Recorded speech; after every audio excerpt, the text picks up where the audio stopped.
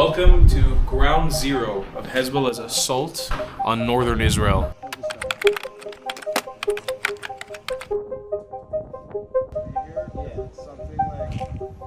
Look at the utter destruction right here. That crater hitting this house. Civilian home here in Metula. All right, Mike, can you tell me where we are now? Yeah, so here we're in my neighbor's house. It was unfortunately hit by 4 direct anti-tank missiles, one after the other. I believe that Hezbollah was really trying to just completely destroy this house and make it a hole in the ground here, and they didn't succeed in doing that. They destroyed the house, yes, but if you look from the outside, the house is still standing. You can't really tell the scope of damage from the outside, but you can see here, look at the walls have been absolutely ruptured. There's glass everywhere. You know, the insulation is exposed here. Look at the shower.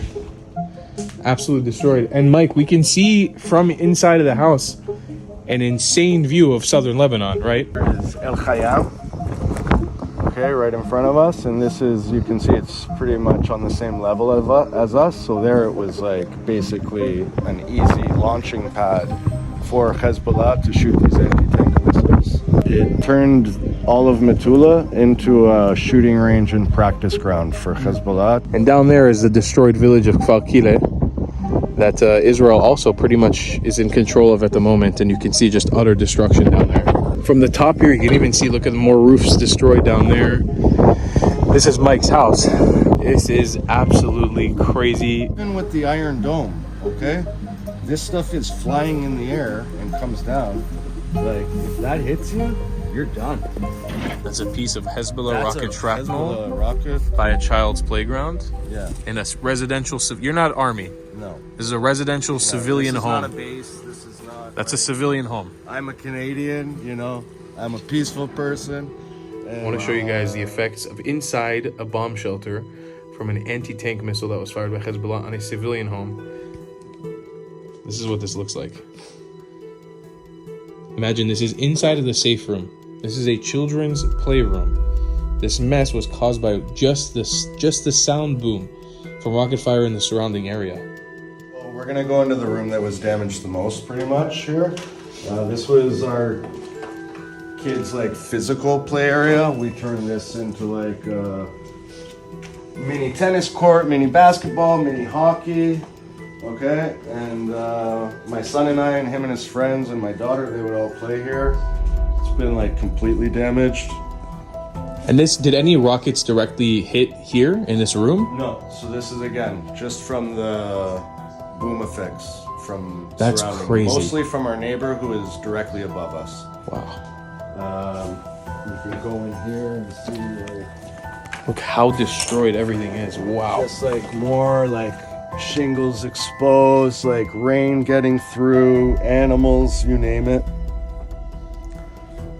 But there is hope, like, you know. Like, I love that you have a Jewish star back there, Star of David, just hanging on the wall. Yeah. So there, and again, standing, you know, like still untouched. There's little things like that that give me hope. And this is something that people don't understand. I think a lot of people who maybe watch this video from the West, you don't understand. This is the effects of tolerating the existence of terrorist groups on your border. This is the crater of a rocket explosion. But what's more important, I didn't know this, but Hezbollah rockets, apparently when they hit the ground, they explode, and a bunch of lead balls that are really heavy shoot out as shrapnel. So right here, yeah, you can see right there, there are the holes that if that hits you, you're not going to survive. It's a heavy lead ball. Mike, we're looking at a really beautiful view. You're a local of this area of Metula, yeah. Right?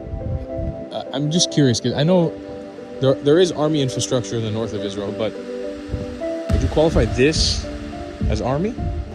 No. And this, everything I've shown you guys today is civilian structures, civilian homes that, thankfully for us, didn't have people in them at the time.